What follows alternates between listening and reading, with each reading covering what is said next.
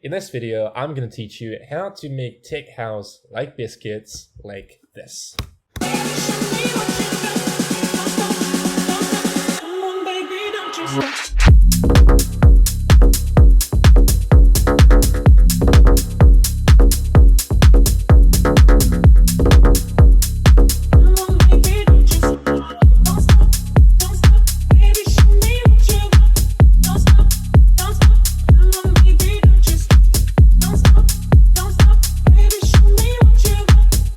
So as you can hear, the track is really simple and straightforward, but there are a couple of really cool techniques that I want to share with you in this tutorial. And if you want to work one-on-one with me on your music and you're interested in coaching, all the links are down below. Feel free to book a call with me or send me a message on Instagram. And without further talking, let's get straight into the tutorial. So the first thing that I want to talk about is going to be the bass line. So let me solo the bass line, and then we're going to talk about the sound design and the processing. So the bass line sounds like this.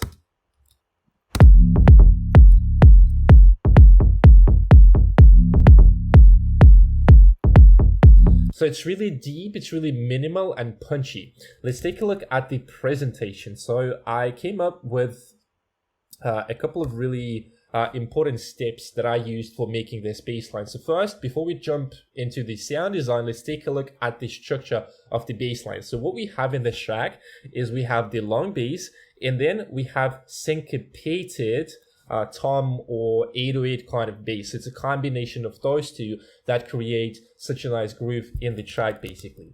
So if we take a listen at the bass line, so you can see we have, again, a long sustained note, and then we have the tom. So the tom on its own sounds like, so really deep and powerful. And then we have the bass line without the tom, which sounds like this.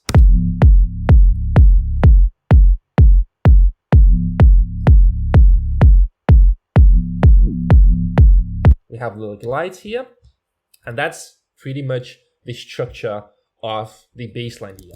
So let me walk you through a little bit more about the arrangement, how I did arrange that, and then we're going to talk about the key techniques. So once you find the right combination of the bass line, the time, like the noise, the structure, then we need to consider the processing. So in order to make those two things work, what we really need to do is sidechain the 808 or like punchy tom bass to the sustained bass, because otherwise it's going to be kind of empty. We don't want that. So what I'm doing is I'm using a spectral sidechain plugin, Smooth Operator by Baby Audio. I'm not affiliated by them.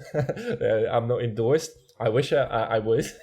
But anyway, like, it's a really good plugin. I think it's just about $35. But with this plugin, what you can do is you can do spectral sidechain, and this is not just like a regular compressor sidechain or something similar to that. It provides a much cleaner bass. So if we listen, right, let me do that, like,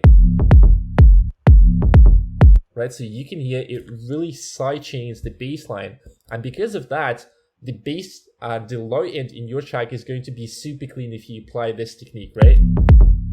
So let me solo like this. And then if we do it without, it doesn't sound clean. We can hear some sort of like a rumble, and that's clearly not going to sound good on a big system. Tested that personally, so I know what I'm talking about. But once we apply a bit of sidechain like this,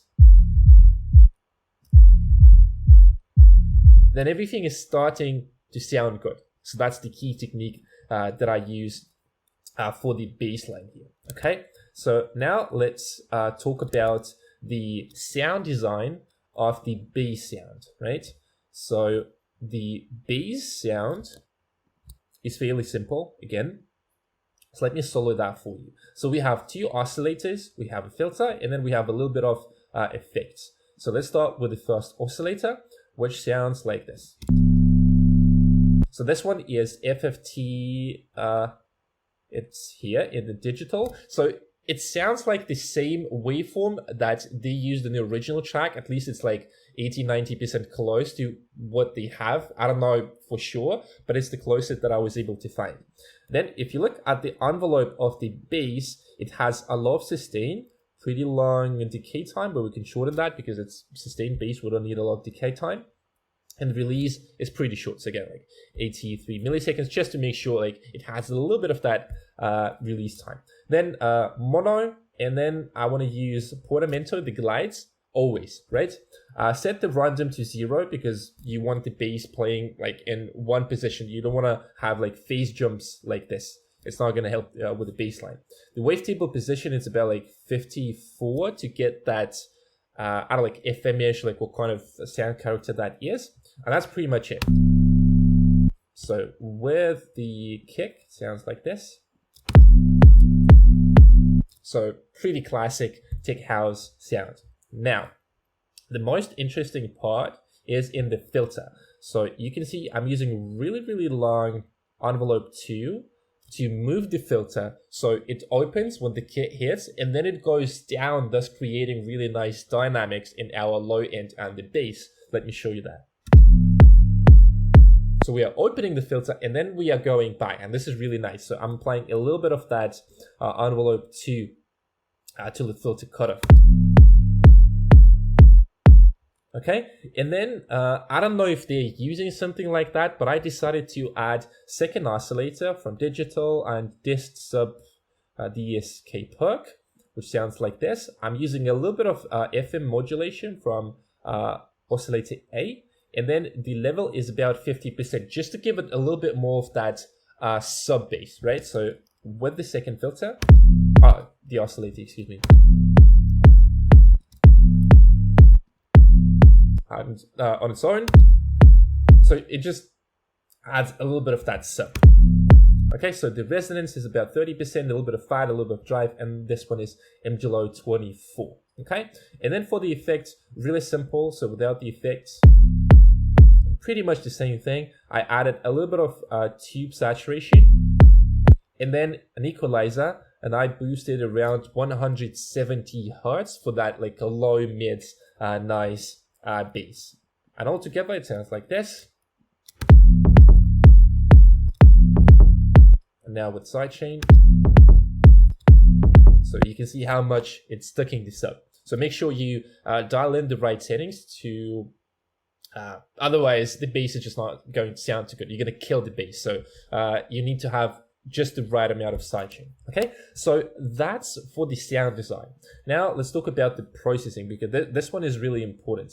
Because if I disable all of the processing on my low group, it's not going to sound the same. So let me show you.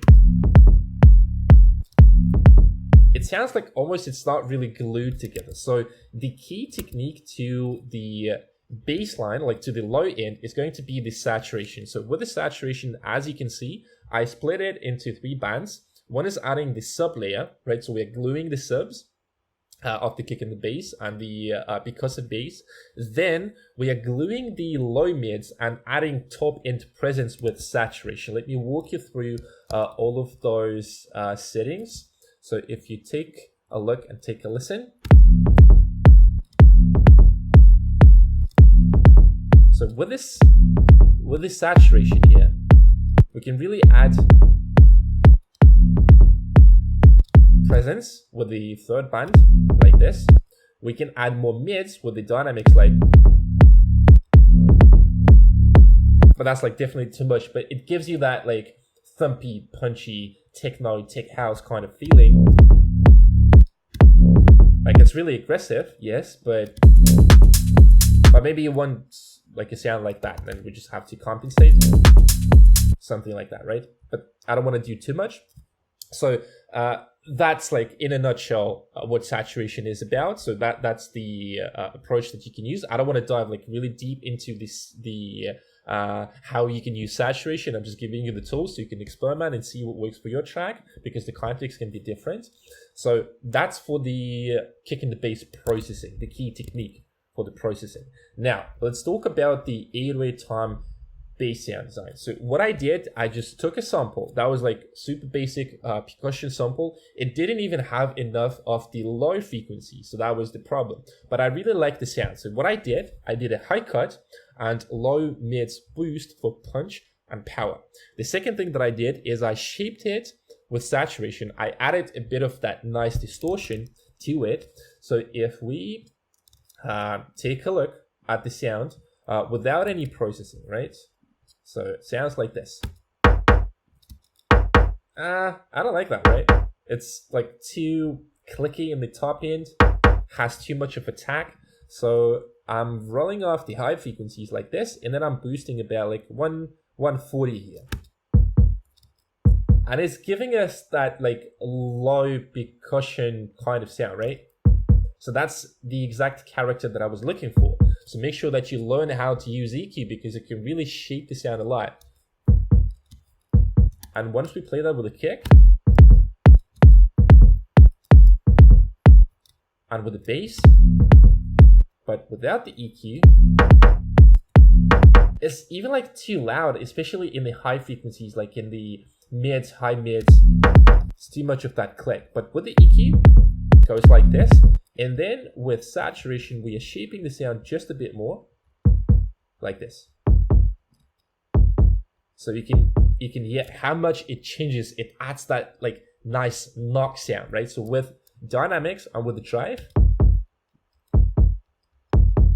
so we can add a bit of that knock. And then you can see I boosted a bit of mids. The bass, we can say I didn't touch it, and then I reduced a bit of presence. So again, with EQ and saturation, you can shape the sound a lot. So that's it for the low end here.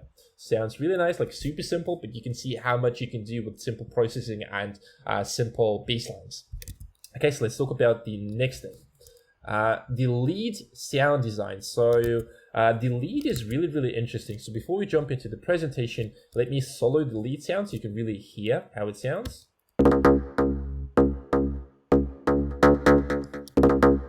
And then with a kick in the bass.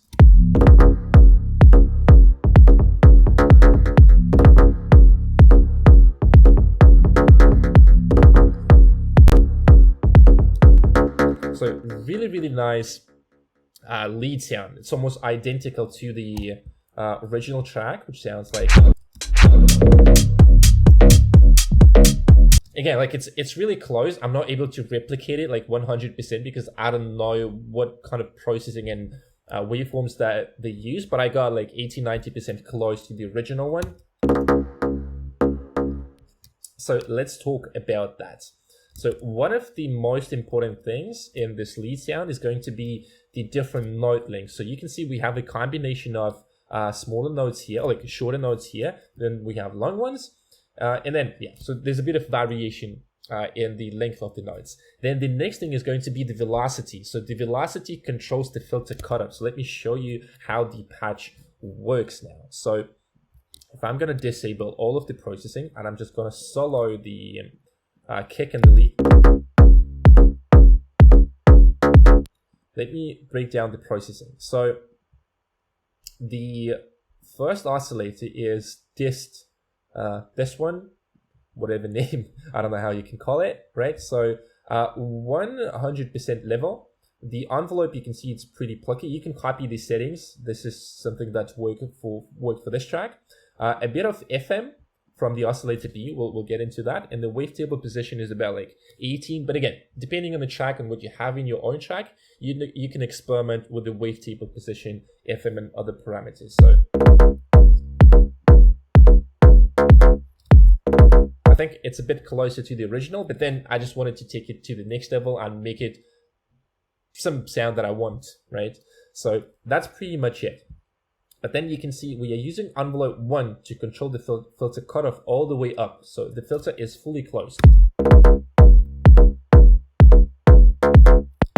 So there's just one envelope that is controlling the filter, right? So it's also set to mono, really important one, because that's the mono lead sound, okay? And then if you look at the processing, well, I'll break it down for you. Let me just show you without the processing. Let's apply a bit of sidechain here. So it's like really bassy. We don't want that. Let me bring the processing back like this. And then I want to talk about the second oscillator. So the second oscillator is Crush Wood in digital here, as you can see. So this one is, it's adding a bit of FM and just a bit of like character to the sound. So now it sounds really nice. The level is about 60%, and then I want to set random to 0 here, right? I want the lead sound to play like all the time in the same phase, because otherwise it can get quite messy, especially because it's like a pretty low lead sound. So that's it for the oscillators and the filters. And then you can see we have the velocity. So wait, modulation, I'm just trying to find it. Okay, so what we are doing here is we are using the auxiliary source, like the velocity. You can do like this and then do velocity. And then the type, we want to use it unipolar, right? So just like one arrow. We don't want to have two arrows, because otherwise it's just not going to sound right. So that's pretty much like all of the modulation in this patch. So really, really simple.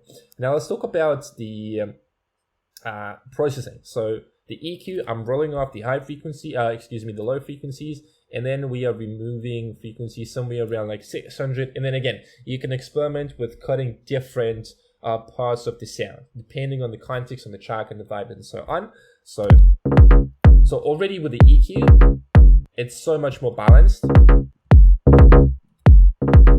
Now we do a bit of distortion, tape saturation to give it like that nice distorted top end. Then I decided to use a bit of OTT, so it's about 36% wet, because it's giving that like bit of squash, and like we are bringing some of this like the brightness up front, how we usually do that with the OTT, right? And then hyper dimension to make the sound whiter. And then I would actually apply a bit more of sidechain, just to make sure it doesn't conflict with my low frequencies, right? So that's it for the processing. Pretty simple. Now, we are getting into the most interesting part of the lead sound here. So let me go back to the presentation. So pitch bends. This is really the key to this sound. So if you listen to it, you can really see like the pitch, it's floating like from the root note to like a little bit up. So if you take a look at the envelopes here, like this, it's like, wow, like this. I'm just loving this sound, it's so good. So the key here is using this pitch wheel. So you want to set it to 1 and -1, because if you set it too much, the difference in the pitch is going to be too big, and we don't want to have that. We just want to have a little bit of that pitch bend, so like +1 note max. And then just depending on where you want to put the accent, you can automate or modulate the pitch bend, right? So I'm doing that in the clip itself. So like this. So it's moving constantly like this, right? So you want to have something like that. And then we are going up here, and that gives us like that nice +1 note feeling. So once you play that with the bass, it's just so good. Like, I just love that. And we don't have any spatial processing yet. So that's also really, really important to do pitch bends. You can do that in any genre for literally like any sound, any lead sound, just check so it makes sense in the context of the track, okay? And then the last thing is going to be the reverb and delay automation to add more space and movement to the sound. So this is also really, really important. I use Endless Smile. So as you can see, I automated the intensity. And that is giving us a little bit of that movement. Check it out. So a little bit of that delay tail at the end. And then a little bit of Valhalla Vintage Verb. So I just played around with settings here, and I came up with these settings. So just a little bit of mix.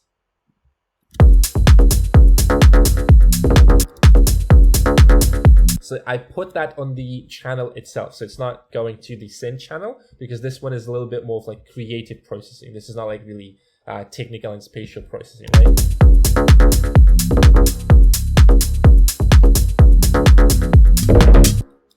So again, if you can listen to the original one.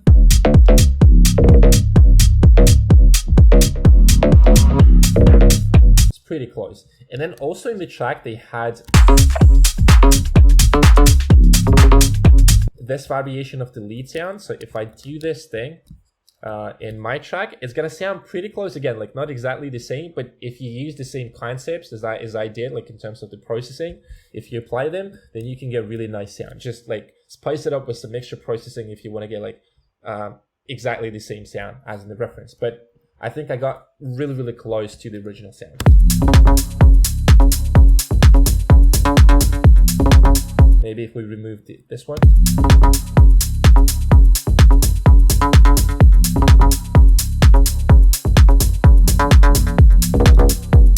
So yeah, you can play a little bit with the variation. And then the drums, I don't think that they are really that interesting, so I'm not going to break down the drums. I just took some loops from sample packs just to be able to do the track quickly. But that's pretty much it for the track, really. And then we have the vocal, so I just cut the vocal from the original track. And then I think like it sounds 80%, maybe like 85%.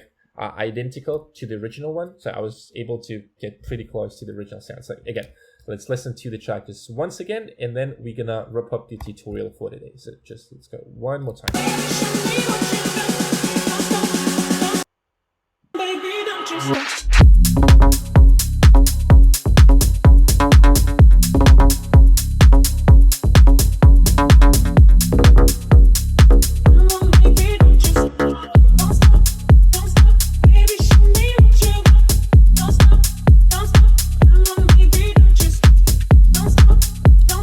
And then if we compare that to the original one,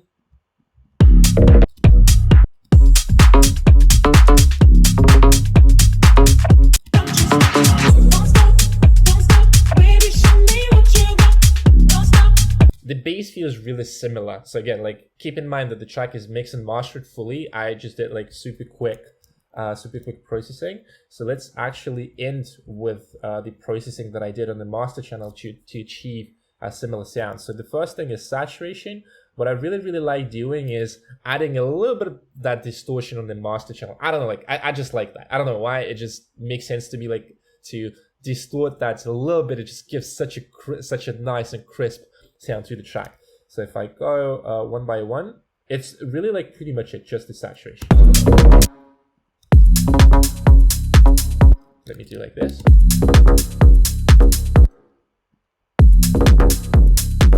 Not obviously not as much, but about like 50% here, and I set it to 75 in mix. And then one more thing before the limiter, I'm doing a bit of multi-band compression here. So this one is expanding and this one is compressing. So I sidechained the subparts to the low mids, so they create more dynamics, thus making the low end cleaner in my track. So let's check without the processing.